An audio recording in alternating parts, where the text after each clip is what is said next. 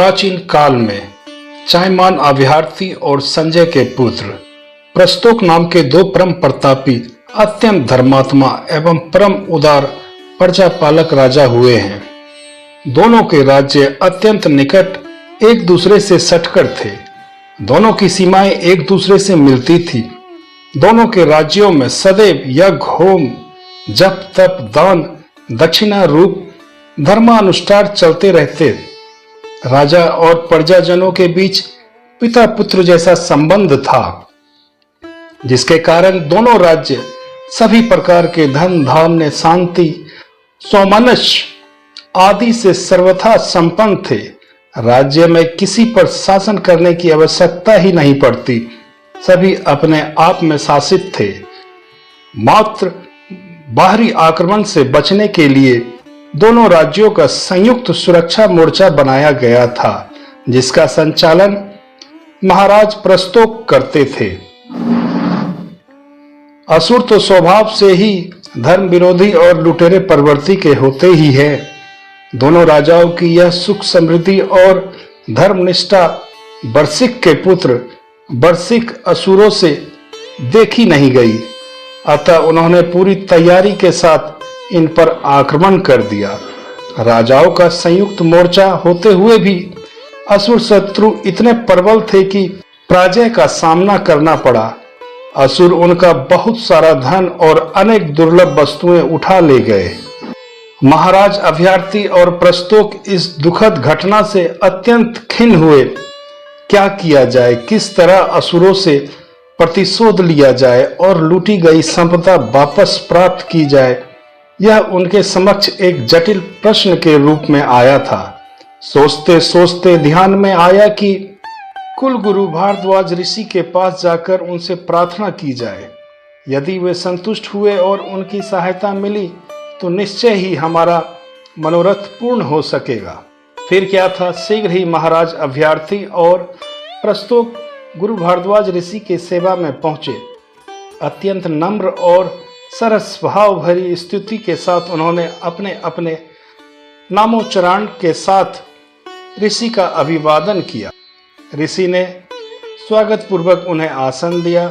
कुशल वृत्त के पश्चात आगमन का कारण पूछने पर दोनों ने कहा, हे कुलगुरु, वार्षिक असुरों ने हमें बुरी तरह से हराया और हमारी कितनी ही बहुमूल्य संपदाएं छीन ली।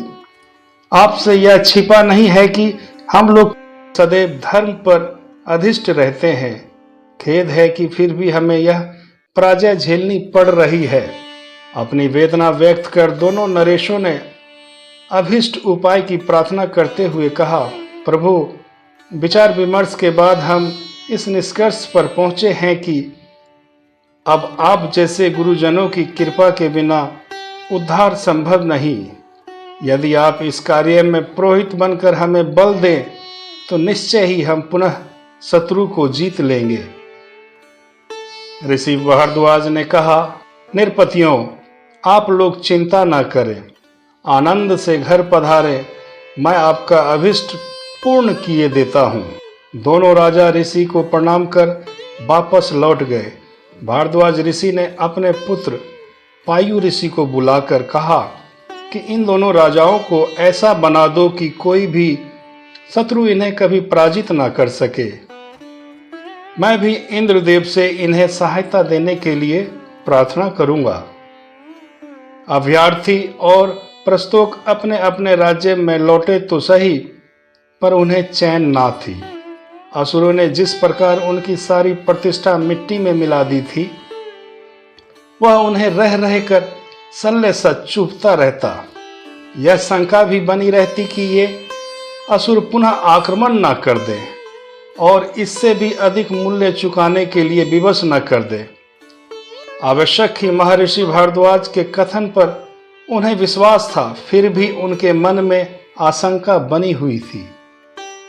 एक दिन इसी चिंता में महाराज अभ्यार्थी प्रस्तोक के घर पहुंचकर परस्पर विचार कर रहे थे कि उन्हें अपनी ओर आते हुए एक ऋषि दिख पड़े। पास आने पर वे समझ गए कि ये पायु ऋषि पधार रहे हैं। दोनों राजाओं ने उठकर ऋषि का अभिवादन किया। एवं स्वागत में आसन दिए। प्रस्तोक ने कहा, ऋषि, हम लोग वर्षिकों के भय एवं अपमान से अत्यंत त्रस्त हैं। पायु ऋषि ने कहा, घबराए नहीं, पूज्य पिताजी ने इसीलिए आपके पास मुझे भेजा है। मैं आपके अस्त्र ऐसे दिव्य किए देता हूं कि स्वप्न में भी आपकी पराजय ना हो सकेगी। अब आप लोग विजय यात्रार्थ तैयार हो जाएं। कल प्रातः मैं अभिमंत्रण के साथ आपके अस्त्रों को दिव्यास्त्र बना दूंगा। प्रस्तोक ने कहा, जो आज्ञा। दोनों राजा अपनी अपनी रण योजना में लग गए। ऋषि की समुचित व्यवस्था का भार प्रधानमंत्री ने संभाल लिया और वे उन्हें सादर अतिथिशाला में ले गए। दूसरे दिन दोनों राजाओं के तत्परता पूर्ण प्रयत्न से विजय यात्रार्थ सेना तैयार हो गई। ऋषि पायु गंगा जल और कुश लेकर सामने आए और उन्होंने ऋग्वेद के प्रसिद्ध विजयप्रद सूत से एक एक युद्ध उपकरण का अभिमंत्रण कर उसमें दिव्यास्त्र शक्ति का आधान करना प्रारंभ कर दिया।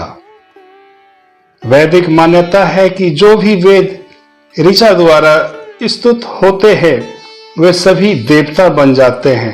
पायु ऋषि ने इन उपकरणों का न केवल अभिमंत्रण किया, अर्षवाणी में उन प्रत्येक की स्तुति भी की, जिससे वे सभी देवता रूप दिव्यास्त्र बन गए जो युद्ध में सदैव अमोघ होते हैं। इस प्रकार पायु ऋषि ने युद्ध के समस्त उपकरणों के अभिमंत्रण के साथ उन्हें अत्यंत शक्तिशाली बना दिया और दोनों राजाओं को लेकर पिता भारद्वाज ऋषि के निकट पहुंचे। ऋषि कुमार ने पिता को उनके द्वारा अदिष्ट कार्य पूर्ण होने की सूचना दी। भारद्वाज ऋषि ने राजाओं से कहा, अब आप लोग निर्भीक होकर शत्रु पर चढ़ाई कर दें। आपकी विजय सुनिश्चित है। मुझे पता चला है कि आपके शत्रु वर्षिक आपको पराजित करने के पश्चात निश्चिंत हो विश्राम कर रहे हैं। उन्हें कल्पना ही नहीं कि आप उन पर आक्रमण कर सकते हैं। रणनीतिक की दृष्टि से यह स्थिति किसी योद्धा के लिए स्वर्ण सुयोग्य होती है, इसलिए अब तनिक भी देर ना करें। ऋषि ने आगे कहा, एक बात और, कदाचित शत्रु से कड़ा मुकाबला पड़ जाए तो उसकी भी व्यवस्था किए देता हूं। देवराज इंद्र से अनुरोध करता हूं कि वे आप लोगों की सहायता के लिए युद्ध मैदान में स्वयं उतर आए। ऋषि का आदेश शीर्षा धारण कर अभ्यर्थी और प्रस्तोक राजाओं ने अपने शत्रु वर्षिकों पर जोरदार आक्रमण कर दिया। भारद्वाज ऋषि के कथा अनुसार सचमुच शत्रु विजय के गर्भ में अचेत पड़े थे। उन्हें इस आकस्मिक आक्रमण ने चक्कर में डाल दिया, किंतु कुछ ही समय में वे सावधान हो गए तथा पूरे जोर शोर के साथ जूझने लगे। लड़ाई का समाचार पा शीघ्र ही असुरों के अन्य साथी भी अपनी अपनी तैयारी के साथ कुछ ही समय में रण क्षेत्र में उतर आए। इधर भारद्वाज ऋषि ने राजा चयमान अभ्यर्थी के सहायतार्थ देवराज इंद्र की स्तुति शुरू कर दी। ऋषि की स्तुति से प्रसन्न हो देवराज उनके सहायतार्थ हरयुपिया नदी के तट पर, जहां इन दोनों राजाओं का वर्षिकों के साथ युद्ध चल रहा था, आ पहुंचे। अभिमंत्रित दिव्यास्त्र तो युद्ध में अपना तेज दिखा ही रहे थे। अति शीघ्र पूरी तैयारी से असुरों के आ कूदने पर भी असुरों के प्रहार इस बार विफल हो चले, जबकि राजवर्ग का एक एक अस्त्र लक्ष्य से अधिक काम करने लगा। फिर जब स्वयं देवराज पहुंच गए तो पूछना ही क्या, उनके वज्र के निर्घोष से ही वर्षिकों के सर्व प्रमुख योद्धा का हृदय विदीर्ण हो गया। देखते देखते सारे असुरों का सफाया हो गया। असुर का वध कर देवराज ने उनकी सारी संपदा राजाओं को सौंप दी। दोनों ने आकर कुलगुरु भारद्वाज एवं इंद्र का अभिवादन किया और शत्रु से प्राप्त संपत्ति का विपुल भाग गुरु के चरणों में निवेदित कर उनसे विदा ली। इसी के साथ यह कहानी यहीं पर समाप्त होती है। हालांकि यह कहानी अति प्राचीन है, पुराणों से ली गई है, किंतु आज के युग में भी यह हमें जीवन के बहुत से रहस्यों को सिखा जाती है। साथियों, यह कहानी हमें सिखाती है कि किसी भी परिस्थिति में मनुष्य जीवन में उतार चढ़ाव लगा रहता है। हमें हमेशा अपने बचे हुए संसाधनों का सही ढंग से उपयोग करके अपने आप को हमेशा खड़ा रखने का प्रयत्न करना चाहिए। भक्तजनों, यह कहानी कैसी लगी आपको? कमेंट करके आप बता सकते हैं। हम ऐसी ही ज्ञानवर्धक कहानी आपके लिए वेदों से खोज कर लाते रहेंगे।